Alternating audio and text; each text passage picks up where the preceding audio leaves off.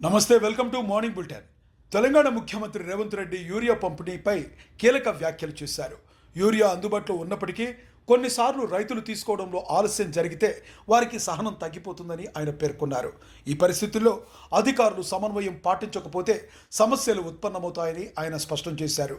Urea పంపిణీని సమన్వయంతో సమయానికి నిర్వహిస్తే ఎటువంటి ఇబ్బందులు రాకుండా ఉంటుందని సూచించారు. రైతులు కష్టపడి సాగు చేస్తున్న సమయంలో ఎరువుల కొలత లేకపోయినా పంపిణీలో జాప్యం ఉంటే విభేదాలు వస్తాయని సీఎం రేవంత్ హెచ్చరించారు. అందువల్ల సంబంధిత శాఖలు సమగ్రంగా సమన్వయం చేసుకుని యూరియా సరఫరా రైతులకు సజావుగా జరిగేలా చర్యలు తీసుకోవాలని ఆయన అధికారులను ఆదేశించారు. ఏం పంచుతురు, ఎట్లా పంచుతురు, అక్కడ ఏముంది, అక్కడ ఏదైనా ప్రాబ్లం ఉందా, కొంత పోలీస్ డిపార్ట్మెంట్‌తో కోఆర్డినేట్ చేసుకోవడం, లేకపోతే డీసెంట్రలైజ్ చేయడం. ఇప్పుడు 30,40 వేల జనాభా ఉండే మండలానికి ఓ 2 షాపులు పెట్టిండ్రనుకోండి. దాదాపుగా 10,000 మంది రైతులు ఒకటే రోజు వచ్చి కూర్చుంటే ప్రాబ్లమ్ అవుద్ది. వాళ్ళకి ముందే టోకెన్‌లు ఇచ్చి నీది 6 తారీఖు, నువ్వు 7 తారీఖు, నువ్వు 8 తారీఖు స్టాక్ వస్తే దీని ప్రకారం తీసుకోండి అని అగ్రికల్చర్ ఏఈలు క్షేత్రస్థాయికెళ్ళి గ్రామాలను పిలిచి, ఇప్పుడు రైతు వేదికలు ఉన్నాయి. మీరన్నట్టు 2000, 3000 రైతులకు సెపరేట్‌గా రైతు వేదికల దగ్గర పెట్టి, లోకల్‌గా పోలీసులను కూడా అడుగు, ఇద్దరు కానిస్టేబుల్స్‌ని అక్కడ నించోబెట్టి, ఆ టోకెన్‌లు ఇచ్చి, ఆ రైతు వేదికల నుంచి మీరు యూరియా గానీ, ఇతర ఎరువులు గానీ ఏమైనా ఇచ్చిండ్రంటే సమస్య రాదు. ఒక్కసారిగా మందందరూ ఒక దగ్గర నిలబట్టి అందుబాటులో ఉన్నా గూడా లైన్ పెద్దగా కనిపిస్తది. సినిమా హిట్ అయితే అందరికి టికెట్ దొరకవచ్చు గానీ, లైన్ చూస్తే పొడుగ్గా కనిపిస్తది. ఆఖరాయనకు, మొదటాయనకు సేమ్ టైమ్‌లో ఇవ్వలేరు గదా! సేమ్ యూరియా అందుబాటులో ఉన్నా కూడా 1000 మంది లైన్‌లో ఉంటే మొదటోడికి, చివరోడికి 8 గంటలు పడతది. వీడు 8 గంటలు లైన్‌లో నిలబడే వరకల్లా వీడి సహనం నశించేసి అసలు యూరియానే అందుబాటులో లేదని వాడు కూర్చోవడానికో రోడ్డుకి అడ్డం కూర్చుంటాడు కొన్నిసార్లు. ఈడ కూర్చుంటేంది, ఆడ కూర్చుంటేందని ఎవడో ఒకడు తీసుకెళ్ళి అట్లా కూర్చోబెడతారు. అందుకోసమని మీరు టైమింగ్, ఒకప్పుడు తిరుపతిలో కూడా దర్శనాలకు రోజుల కొద్దీ పట్టేది. ఇప్పుడు ఆన్‌లైన్ మీకు టైమింగ్ ఇస్తున్నారు. ఈ టైంకు నువ్వు వచ్చి దర్శనం చేసుకో అని. సేమ్ అట్లనే లోకల్‌గా ఈ యూరియాకి సంబంధించి గానీ, ఇట్లాంటివి ఏమైనా ఇష్యూస్ వస్తే వాటిని కొంత మీరు సమన్వయం చేసుకోవాల్సిన అవసరం ఉన్నది. అనంతపురం జిల్లాలో టీడీపీ అంతర్గత రాజకీయాలు చర్చనీయాంశమవుతున్నాయి. సింగనమల ఎమ్మెల్యే బండారు శ్రావణిపై అవినీతి ఆరోపణలు చేస్తున్న పార్టీ నాయకులపై జేసీ ప్రభాకర్ రెడ్డి స్పందించారు. ఒకే పార్టీలో ఉంటూ పదవుల కోసం సహచరులపై ఆరోపణలు చేయటం సరికాదని ఆయన హెచ్చరించారు. బండారు శ్రావణి అవినీతి చేసి నోట్ల కట్టలు పక్కన పెట్టుకున్నారని కొంతమంది ఆరోపించడం తగదని ఆయన హితవు పలికారు. శ్రావణి పట్ల టీడీపీ నాయకులు చేస్తున్న విమర్శలు అనవసరమని, ఇటువంటి వ్యాఖ్యలు పార్టీ శ్రేయస్సుకు విరుద్ధమని జేసీ ప్రభాకర్ రెడ్డి స్పష్టం చేశారు. పదవుల కోసం అంతర్గత విభేదాలు బయటపెట్టడం మంచి పద్ధతి కాదని, పార్టీ బలం క్షీణించకుండా నాయకులు జాగ్రత్త పాటించాలని ఆయన సూచించారు. ఏమంత ఎట్టికి చిక్కిందా ఆ పాప అంత ఎట్టికి చిక్కిందా? ప్రతి ఒక్కరు నోరు వారేసుకుంటే మాట్లాడేటట్టుకుంటే సింగన వాళ్ళు అంత పెట్టి మీటింగ్లు పెట్టి బుక్కరాజు మీటింగ్ పెడితే ఏం చేస్తున్నారా? పుట్లలో మీటింగ్ పెడితే ఏం చేస్తున్నారా?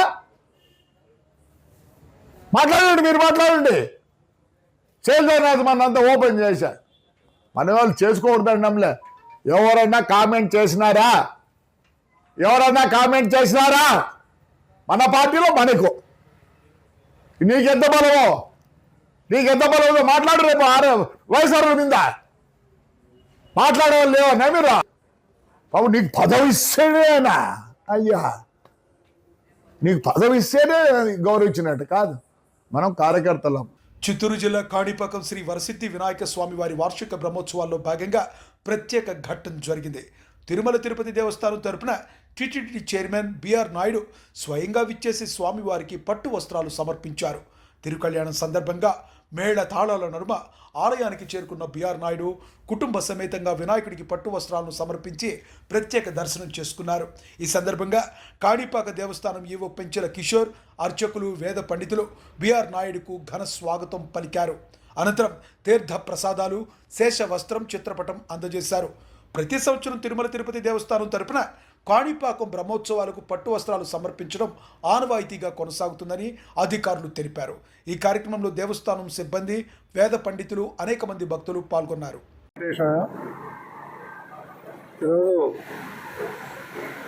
శ్రీ వెంకటేశ్వర స్వామి తరపున ఈరోజు ఈ స్వామివారికి పట్టు వస్త్రాలు తీసుకురావడం జరిగింది. నాకు ఈ కాణిపాకం వరసిద్ధి వినాయక ఆలయం ఏదైతే ఉందో నా చిన్నప్పటి నుంచి నేను ఈ ఆలయానికి వచ్చేవాడిని. ఆ రోజుల్లో తలుచుకుంటే ఈరోజుకి ఈ యొక్క దేవాలయం ఏదైతే ఉందో చాలా అభివృద్ధి చెందింది. నిజంగా కూడా ఇంత అభివృద్ధి చెందుతుందని చెప్పి మేము ఏనాడు ఊహించలేదు. దానికి తిరుమల తిరుపతి దేవస్థానం నుంచి వినాయకుల వారికి పట్టు వస్త్రాలు నేను తీసుకొస్తానని నా జీవితం అనుకోలేదు. ఇదంతా కూడా శ్రీ వెంకటేశ్వర స్వామి యొక్క మహిమ. ఈరోజు నాకు ఈ అవకాశం వచ్చినందుకు శ్రీ నారా చంద్రబాబు నాయుడు గారికి, అదేవిధంగా నాతో పాటు ఉన్నటువంటి మా బోర్డు సభ్యులందరికీ కూడా ధన్యవాదాలు తెలియజేసుకుంటూ ఈ అవకాశం ఇచ్చినటువంటి ప్రతి ఒక్కరికి నమస్కారాలు తెలియజేసుకుంటూ ఓం నమో వెంకటేశ్వర. Next anchor. మాజీ మంత్రి ఆర్కే రోజా ముఖ్యమంత్రి చంద్రబాబు నాయుడుపై తీవ్రస్థాయిలో విమర్శలు గుప్పించారు. రైతులు యూరియా కోసం ఇబ్బందులు పడుతున్నారని, ఈనాడు ఆంధ్రజ్యోతి పత్రికల్లో కూడా వార్తలు వెలువడ్డాయని ఆమె గుర్తు చేశారు. ఇలాంటి సమయంలో రైతుల పక్షాన నిలిచి మద్దతు తెలిపిన వైసీపీ నేతలపై అక్రమ కేసులు పెడతామని చెప్పడం సిగ్గుచేటని రోజా వ్యాఖ్యానించారు. పత్రికల్లో వచ్చిన వార్తలను కూడా తిరస్కరిస్తారా అని చంద్రబాబును ప్రశ్నించారు. రైతుల సమస్యలపై స్పందించాల్సింది బదులు వారిని ప్రోత్సహించే పార్టీలపైనే కేసులు పెడతామనడం అన్యాయమని ఆమె మండిపడ్డారు. రాష్ట్రంలో రైతులు ఎదుర్కొంటున్న ఇబ్బందులను పరిష్కరించేందుకు తక్షణ చర్యలు తీసుకోవాల్సిన అవసరం ఉందని రోజా తెలిపారు. రైతులు ఏ విధంగా యూరియా కోసం ఇబ్బందులు పడుతున్నారో ఫోటోతో సహా వేశారు. అలాగే మీరు చూస్తే ఆంధ్రజ్యోతిలో యూరియా వెద్దలు, సో వాళ్ళు కూడా ఫోటోతో, రైతులు చూడండి ఎలా ఉన్నారు. అలాగే యూరియా ఇవ్వండి అయ్యా అని ఏ ఏ ప్రాంతంలో రైతులు నిరసనలు చేస్తున్నారు, ఏ ఏ ప్రాంతంలో రైతులు క్యూలో ఎండల్లో అవస్థలు పడుతున్నారు క్లియర్గా వేస్తే, మరి ఈరోజు సాక్షిని మాత్రం ఎలా తిడతారు, వైఎస్ఆర్సీపీని ఎలా తిడతారు? మరి ఈనాడు నుంచి ఆంధ్రజ్యోతిని తిట్టరా? అవి ఫేక్ కాదా? సో చంద్రబాబు నాయుడు తెలుసుకోవాల్సింది, ఈరోజు నువ్వు ముఖ్యమంత్రిగా ఉన్నప్పుడు ఈ రాష్ట్రంలో రైతులు అష్ట కష్టాలు పడుతున్నారు. ఈరోజు ఆత్మహత్యలు చేసుకుంటున్నారు. మామిడి రైతులు కానీ, పసుపు రైతులు కానీ, మిర్చి రైతులు కానీ, పొగాకు రైతులు కానీ, ధాన్యం రైతులు అందరూ కష్టపడుతుంటే ఫేక్ న్యూస్ మీ మీద మేము కేసులు పెడతామని చెప్పి మాట్లాడే రైతుల మీద కానీ, రైతులు మద్దతుగా ఉన్న వైసీపీ వాళ్ళ మీద మాట్లాడటం సిగ్గుచేటు. ఎందుకంటే ఈరోజు చంద్రబాబు నాయుడు గెలిచిన కుప్పంలో కూడా రైతులు తమకి యూరియా ఎరువులు అందటం లేదని నిరసన తెలియజేస్తున్నారంటే, చిత్తూరు జిల్లాలో రైతులందరూ కూడా వాళ్ళ సహకార కేంద్రాల దగ్గర ఫైట్ చేస్తున్నారంటే సిగ్గుపడాలి, చంద్రబాబు నాయుడుకి సిగ్గుపడాలి. అలాగే శ్రీకాకుళం జిల్లా అచ్చెన్నాయుడు గారి సొంత జిల్లా, అక్కడ రైతులు కొట్టుకుంటున్నారు. ఈరోజు యూరియా దొరకలేదు, ఎరువులు దొరకలేదంటే అచ్చెన్నాయుడు సిగ్గుపడాలి.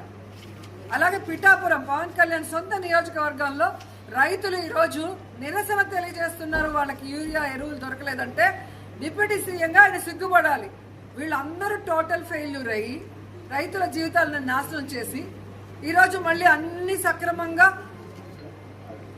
దొరుకుతున్నా వీళ్ళు కావాలనే మాట్లాడుతున్నారు, ఇది ఫేక్ ప్రచారం అని చెప్తున్నారే.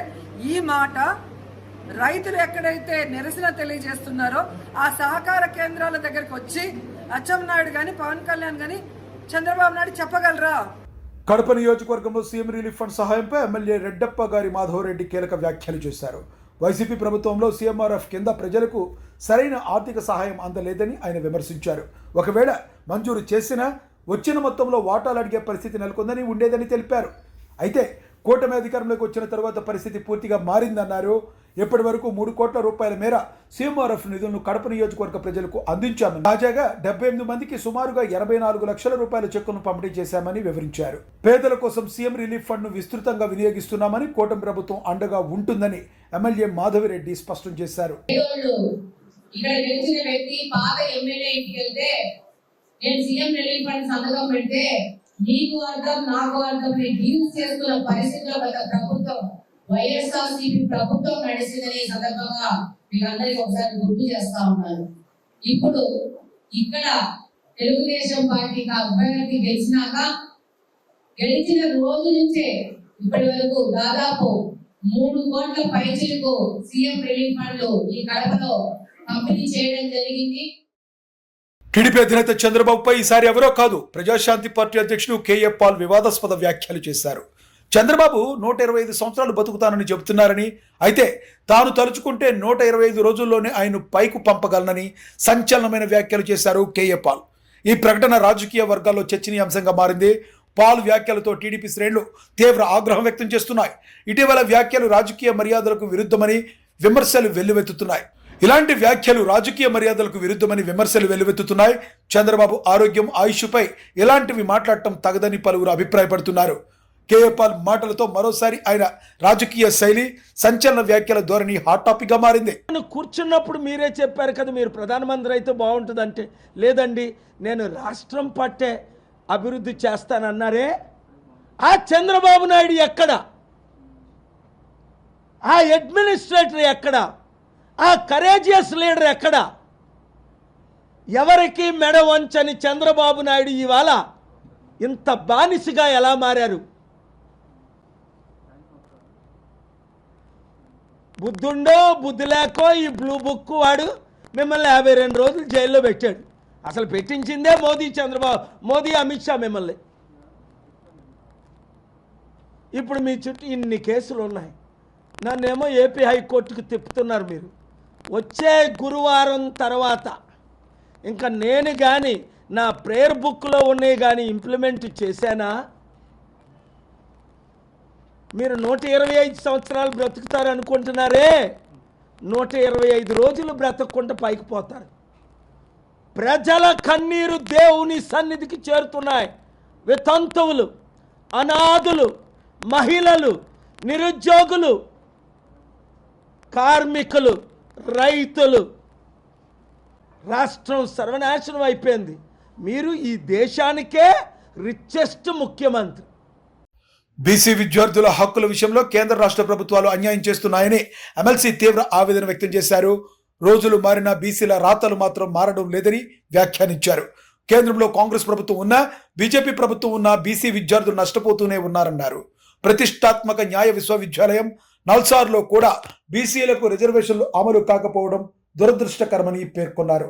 కేంద్ర రాష్ట్ర ప్రభుత్వాల నిధులతో నడుస్తున్న నల్సార్లో రిజర్వేషన్ విధానం పట్టించుకోవడం లేదని విమర్శించారు. న్యాయ విశ్వవిద్యాలయాల్లోనే బీసీలకు అన్యాయం జరగడం సిగ్గుచేటని ఆయన వ్యాఖ్యానించారు. నల్సార్లో రిజర్వేషన్లు అమలు చేయకపోవడం బీసీ విద్యార్థుల భవిష్యత్తుపై తీవ్ర ప్రభావం చూపుతుందని ఎమ్మెల్సీ ఆగ్రహం వ్యక్తం చేశారు.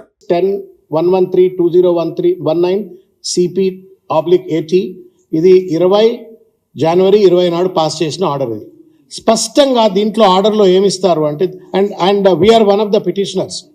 ఈ కేసులో మేము వన్ ఆఫ్ ద పిటిషనర్స్. ఆ రోజు బీసీ విద్యార్థుల పక్షాన మేమందరం పోయి కొట్లాడినాం. అయితే ఆ రోజు ఆర్డర్లో స్పష్టంగా డాక్టర్ బన్వన్లాల్ సహాని అని చెప్పని ఎన్సీబీసీ చైర్మన్ ఇచ్చినటువంటి ఆర్డర్ ఏంటంటే, the commission recommends that all national law universities to strictly implement the UGC guide lines, central education institutions reservation rules, state government rules and orders by following the admission of OBC candidates of 27% in all India seats. అంటే నాల్సర్లో national లా స్కూల్స్లో all India quota seats ఉంటాయి, state quota ఉంటుంది. So all India quota సీట్లలో మీరు reservations పాటించాలా, state కోటాలో కూడా పాటించాలని చెప్పని in all India seats and relevant percentage recommended by state governments in the local domicile seats for the admission of academic year అని చెప్పని starting 2020 onwards and submit a compliance report at the earliest to this commission అని చెప్పని ఒక clear cut order. నిరంతరమైనటువంటి ఒక పోరాటం, ఇక్కడ కొట్లాడి అక్కడ కొట్లాడి మొత్తానికి ఆర్గ్యుమెంట్ చెప్పిన తర్వాత finally NCBC has yielded to our pressure and then gave this order. దురదృష్టం ఏంటి అంటే, చట్టాలు ఉంటాయి, కమిషన్లు రాజ్యాంగ నిబద్ధత కలిగినటువంటి కమిషన్లు ఆర్డర్లు ఇస్తాయి, బీసీల ఓట్లు రావాలా, కానీ బీసీలకు మాత్రం ఇవాళ రిజర్వేషన్లు మాత్రం పూర్తి స్థాయిలో అమలు కావట్లేదు. అది కూడా కంచే చేరు వేసినట్లుగా లా స్కూల్స్లో అమలు కావట్లేదు. సిగ్గు. ఇది shame on the part of the democracy, same on the part of the rulers. ఎవడన్నా కానివ్వండి, రాజ్యాంగం ఇచ్చినటువంటి ఒక రూల్ని అమలు చేయడానికి ఒకవేళ లా స్కూళ్లలో కనుక అలసత్వం ఉన్నట్టయితే మరి పాలక వర్గాలు ఏం గడిపికినట్టు? ఓట్లు కావాలా బీసీలై, ఓట్లు కావాలా, జై కొట్టాలా, జెండాలు పట్టుకోవాలా, అన్ని చేయాలి. కానీ ఆఖరికి చదువుకునే దగ్గర రాజకీయంలో అంటే రిజర్వేషన్ లేవు. చూస్తా ఉన్నాం 42% రిజర్వేషన్ పేరు మీద రేవంత్ రెడ్డి ఏం డ్రామాలు ఆడుతూ ఉన్నాడు. దాన్ని అడ్డుకునేటువంటి ఒక ప్రయత్నం కుట్రపూరితంగా ప్రభుత్వమే ఎట్లా చేస్తూ ఉందో, ఆ లోకల్ బాడీలు రాకుండా ఎట్లా చిల్లర డ్రామాలు ఆడుతుందో ప్రభుత్వం చూస్తూ ఉన్నాం. జాతీయ స్థాయిలో ఉన్న బీజేపీ బిల్లులు పంపి ప్రెసిడెంట్ ఆఫ్ ఇండియా దగ్గర పంపితే వాళ్ళు ఎట్లా అనగదొక్కే ప్రయత్నం చేస్తుందో చూస్తూ ఉన్నాం. కాంగ్రెస్ ప్రభుత్వం తెచ్చిన కొత్త ఎక్సైజ్ పాలసీపై మాజీ మంత్రి తీవ్ర విమర్శలు చేశారు. ప్రజలు మద్యం నిషేధం దిశగా చర్యలుంటాయేమో అని అనుకుంటే పాలసీలో కొత్తగా మైక్రో బ్రౌరీలు ప్రారంభించాలని నిర్ణయం తీసుకోవడం ఆశ్చర్యకరమన్నారు. 100 గజాల స్థలం ఉంటే ఎక్కడైనా మైక్రో బ్రౌరీలు ఏర్పాటు చేసుకోవచ్చిన నిబంధన పెట్టడం యువతను మద్యం మత్తులోకి దించే ప్రయత్నమని ఆరోపించారు. ఊరికొక మద్యం కంపెనీ పెట్టి అందరితో బీరు తాగించే పరిస్థితి తలెత్తుతుందని హెచ్చరించారు. బెల్ట్ షాపును ఎత్తివేస్తామని చెప్పి వాటి సంఖ్య పెంచుతున్నారని, ప్రభుత్వ ఆదాయం పేరుతో విచ్చలవిడిగా మద్యం దుకాణాలకు అనుమతులు ఇస్తున్నారని విమర్శించారు. మైక్రో బ్రౌరీల ఏర్పాటును తక్షణమే వెనక్కి తీసుకోవాలని మాజీ మంత్రి డిమాండ్ చేశారు.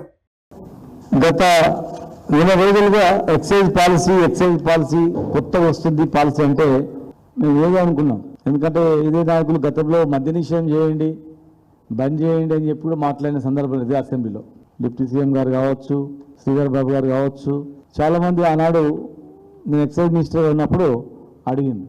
మరి ఇంకా ఏం పాలసీ అనుకున్నాం. కానీ ఈరోజు పేపర్లో చూస్తే మైక్రో బ్రూవరీస్కు గ్రీన్ సిగ్నల్. ఇది అంటే ఎంత ఘోరంగా ఉందంటే రెస్టారెంట్లలో, హోటళ్లలో, టిఫిన్ సెంటర్లు, పర్యాటక ప్రాంతాల్లో ఎక్కడ అంటే అక్కడ దొరుకుతుందని చెప్పి రాసినమాట. అంటే రాష్ట్రాన్ని అసలు ఏం చేయదలుచుకున్నారు? రాష్ట్రంలో ఉన్నటువంటి యువతను అసలు ఏం చేయదలుచుకున్నారు?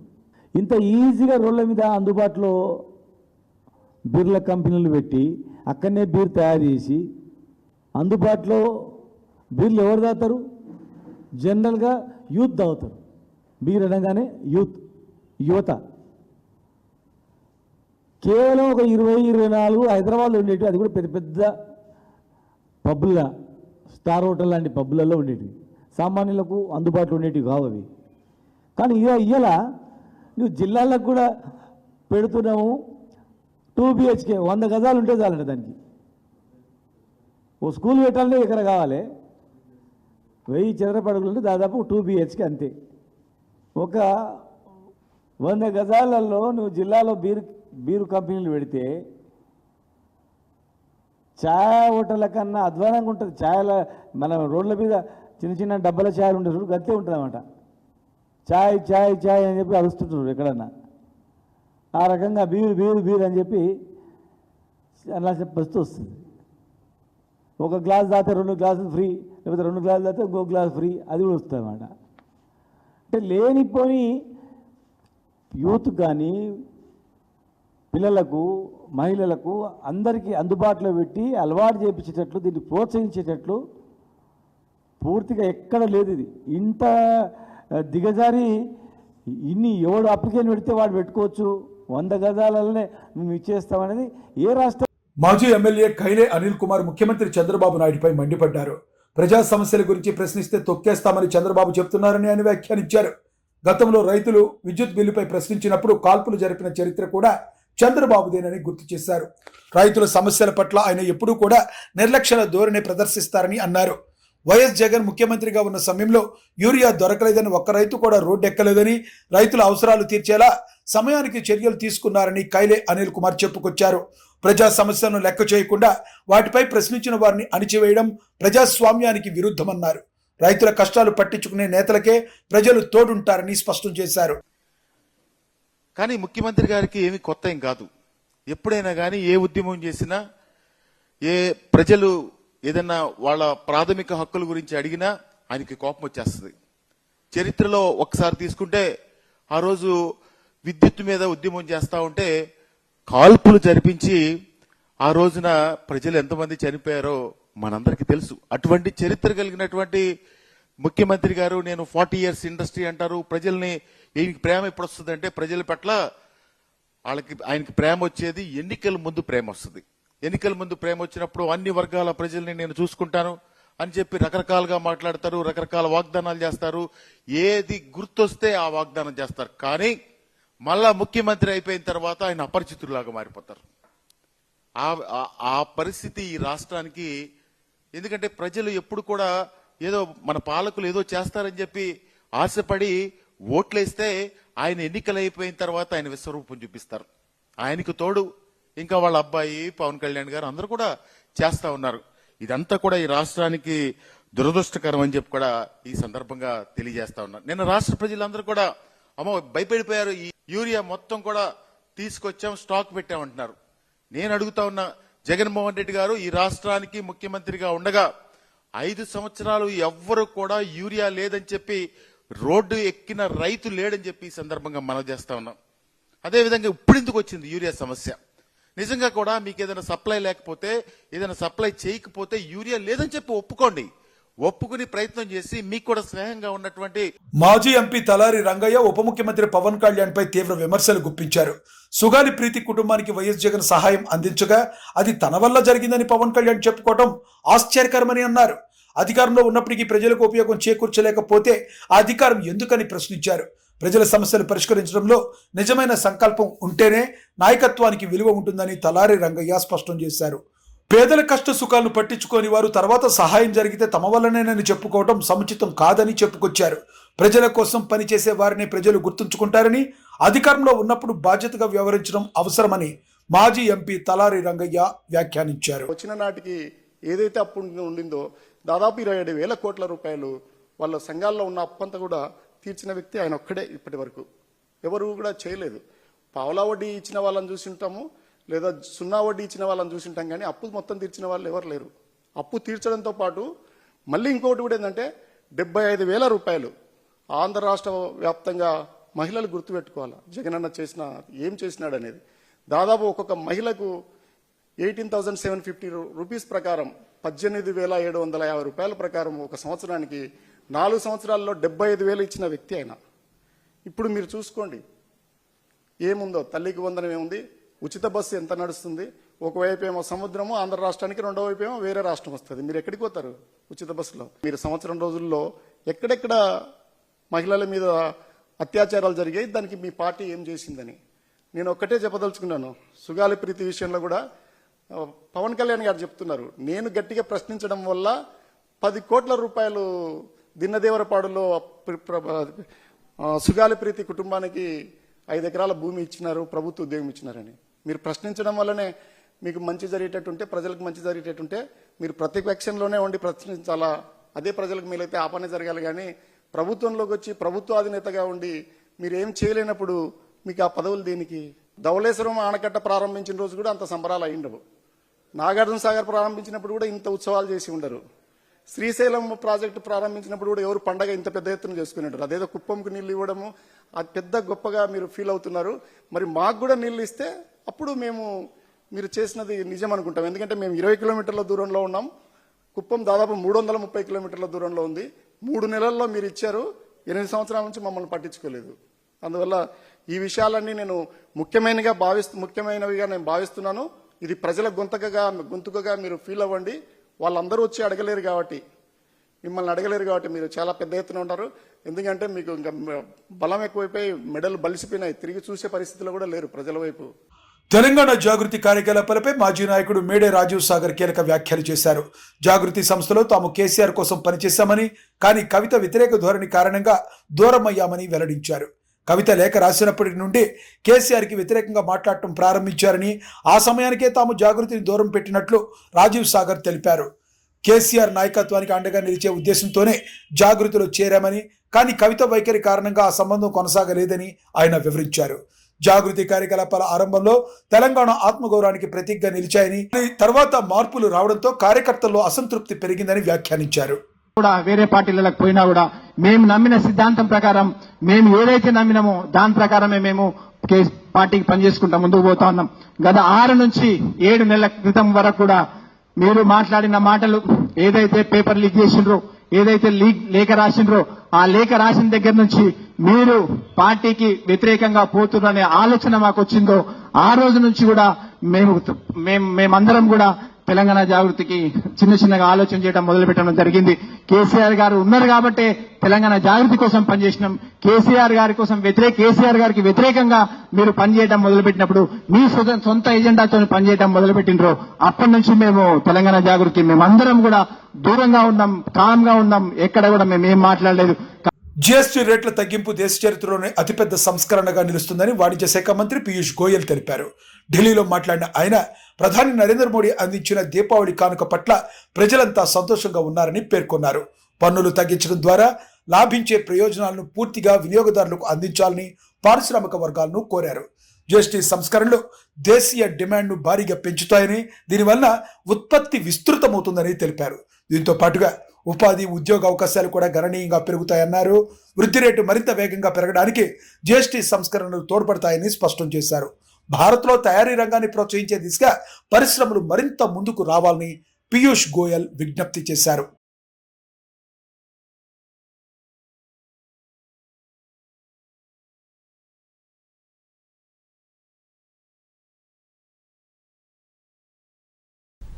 Consumers will benefit in a very big way with the reduction in taxes across the board on almost all items of our day-to-day needs. The amount of changes made in process and procedure will contribute also to the ease of doing business. These lower rates will support growth of demand, and industry's scale of operation in the country will grow by leaps and bounds. Greater demand will lead to greater investment, greater jobs, and the virtuous cycle of growth will get a leg up, will get a big boost. This will contribute to ease of living, better quality of life for 1.4 billion citizens. If you put in updates, keep watching. Namaste.